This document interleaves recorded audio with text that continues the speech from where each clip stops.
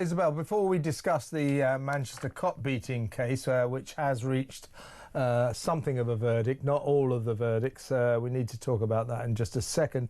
Just thought I might let you know that it is estimated that 900 migrants have come across the channel today. So while Keir Starmer and his cabinet are having emergency meetings about recognising Palestine and hanging on to the Muslim vote, 900 migrants came across the channel today. This is ridiculous, isn't it? Completely and utterly ridiculous. I'd love Keir Starmer to have convened an emergency cabinet about the small boats. The guy just doesn't get it, does he? I'm looking tonight out across the Solent. The water is very flat. It's a really lovely evening. The weather forecast is very good, particularly over this weekend. And I just fear that we're going to get very large numbers again over the next few days. What bit of this does the Prime Minister and his cabinet think is sustainable and that the British people will continue to tolerate? Well, as of this morning, as of yesterday, since last Wednesday, there'd been 855, steady few hundred coming every day. And then suddenly today, 900. So while he's pontificating about Palestine and worrying about crises in countries thousands of miles away, the crisis in this country is escalating at an alarming rate, and he's doing nothing about it. It's just, it's frightening, actually. I was going to say it's infuriating. It is that, but it's frightening. A government that will not address our own crises. It's just unbelievable. Let's quickly talk about the Manchester airport case now. We waited a very long time, if you remember, after that video first emerged of the incident in which two brothers were filmed, two Muslim brothers were filmed in a furious punching battle with coppers, and then we had to wait for the trial date. So the trial's been going on for the past couple of weeks. Finally, we reached a verdict today, but not a particularly satisfying conclusion, because it's not really a conclusion. But the two brothers accused are Mohammed Fahir Amaaz, he's 20, and his brother, his elder brother, Mohammed Ahmed, 26. Now, the younger brother, Mohammed Fahir Amaaz, has been today convicted, found guilty of attacking two female coppers, PC Lydia Ward and PC Ellie Cook. Some of the footage of one of them with her nose just like smashed across her face, blood everywhere, was extremely disturbing, to say the least.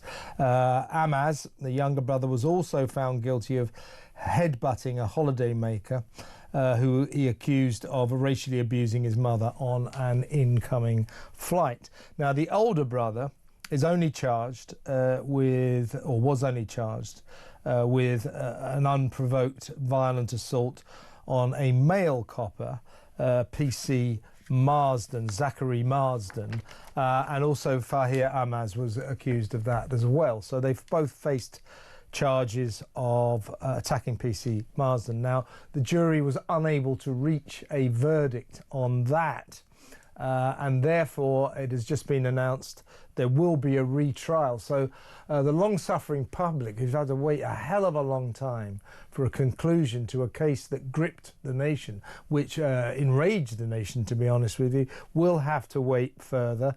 Now, we can't say anything about the older brother, because as yet he is only charged with an offence and will have another trial. But the younger brother, Mohammed Fahir Amaaz, 20 years old, I hope he's proud of himself, beating up two women and also headbutting another passenger, a passenger on the plane. I hope he's proud of himself. What a wonderful thing to do. Well, the positives here, I suppose, out of a very hideous story, is that there has been a conviction. We don't know yet what the sentence will be for the brother that has been found guilty. I very much hope that it is a significant custodial sentence. I'm sure the judge will treat it very seriously, because you can't go around beating up police officers.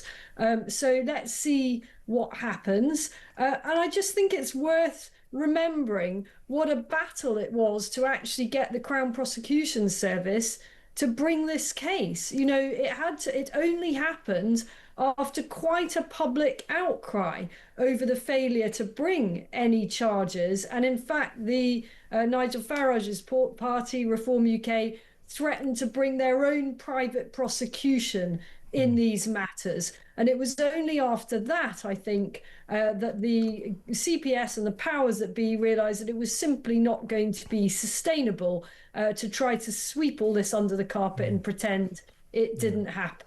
Yeah. So we'll probably, I'm afraid, have a very long wait to find out what is the end of this story, but some progress at least today. Yeah, and if you remember, how can we forget? I mean, the incident unfolded on July the 23rd last year, so more than a year ago. And if you remember, I believe we had to wait until about October, until it might have even been later than that until the Crown Prosecution Service and the police finally agreed that these guys should face charges. So that was a long wait. Then we had a long wait for the trial. We've got partial resolution, but there's going to be another retrial. And the PC Marsden, the man that both brothers are accused of attacking, PC Zachary Marsden, if you remember, he was filmed. It looked as if he was kicking one of the Muslim brothers in the head, and that caused an initial massive outcry. It took 150 days for prosecutors to announce that he would not be charged of any offences. But as I say, we still have to wait to see whether Mohammed Fahir Amaaz and his brother Mohammed Ahmad are either guilty or not guilty of attacking and punching PC Marsden. So that's still to come.